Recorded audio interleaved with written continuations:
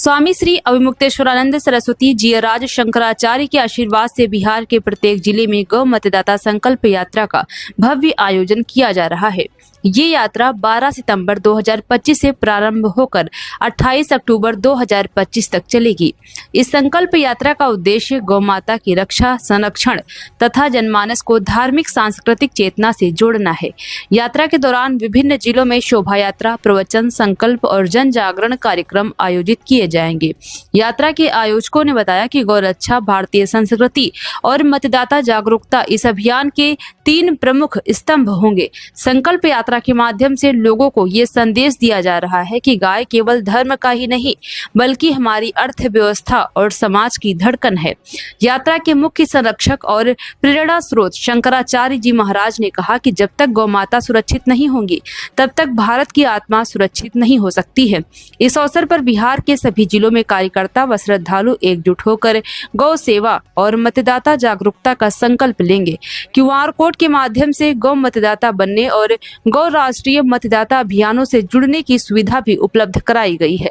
यात्रा के संयोजकों ने सभी आमजन से अपील की है कि इस पवित्र यात्रा में भाग लेकर समाज व राष्ट्र निर्माण में अपनी सहभागिता सुनिश्चित करें। भाजपा के नगर अध्यक्ष हैं और शंकराचार्य जी किसी भी राजनीतिक पार्टी के विरोध में मुखर होकर के बोलते हैं। ऐसे में शंकराचार्य जी का आपके यहाँ आना क्या संदेश दे रहे हैं? देखिए, मैं भारतीय जनता पार्टी का अभी नगर उपाध्यक्ष के पद पर हूँ और पूरी तन मन धन से मैं भारतीय जनता पार्टी के साथ जुड़ा हुआ हूँ।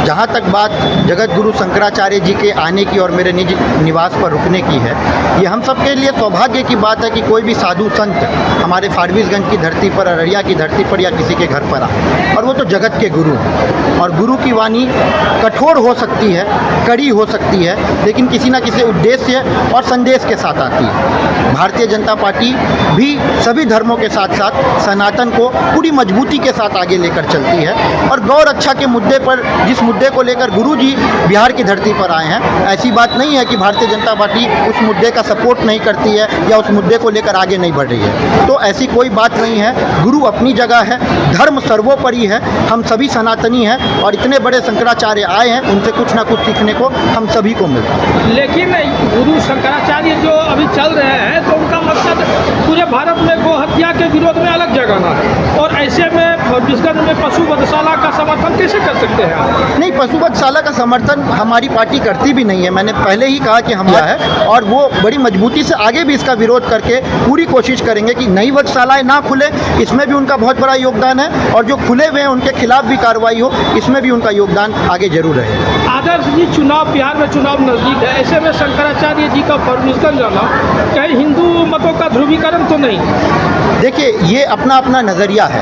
शंकराचार्य जी ने इसे एक माध्यम चुना है कि चुनाव में सबसे बड़ा ताकत जो लोगों के पास होता है वो मतदान का होता है, और उन्होंने कहा है कि जो भी प्रत्याशी गौ रक्षा के विषय में बोलता है, सनातन के विषय में बोलता है, महाराज जी उनके साथ हैं, चाहे वो किसी भी पार्टी से हो। तो अगर हमारे जो भी कैंडिडेट हैं, अगर वो गौ रक्षा के साथ हैं, गौ रक्षा के समर्थन में है, तो इसमें सोचने की बात ही नहीं है। शंकराचार्य जी बिहार विधानसभा चुनाव में सभी प्रत्याशी को सभी सीट पर प्रत्याशी उतारने वाले हैं, और फारबिसगंज में उन्होंने घोषणा भी कर दिया।